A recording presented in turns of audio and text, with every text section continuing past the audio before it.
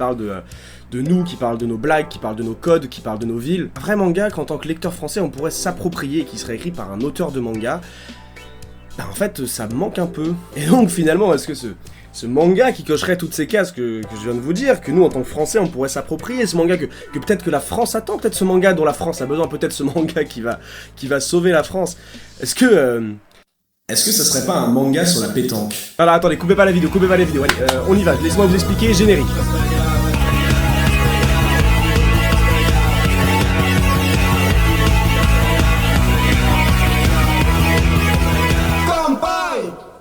Bon alors, je vais commencer par vous lire le résumé de ce manga sur la pétanque, et ensuite je vais vous faire l'historique de toute cette histoire un petit peu farfelue.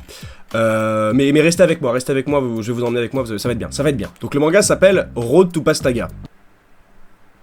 C'est très sérieux. Dans un petit port battu par les vents de Bretagne, Marcel écrase les circuits clandestins de pétanque avec un K grâce à un talent hors norme et à son mystérieux sens du sol, capable de lire les vibrations invisibles du terrain. Mais son véritable rêve se trouve à l'autre bout de la France, Marseille, terre sacrée de la Ligue Pastaga, le plus grand championnat de pétanque avec un K au monde. Fils d'un ancien prodige disparu avant d'avoir pu conquérir la Ligue, Marcel quitte sa Bretagne le jour de ses 18 ans, accompagné de sa préparatrice Joséphine, bien décidé à intégrer une écurie professionnelle et découvrir ce qu'il est réellement arrivé à son père. À Marseille, il découvre un univers impitoyable où chaque écurie règne sur son territoire, où les boules possèdent des capacités uniques et où seuls les plus grands joueurs peuvent espérer atteindre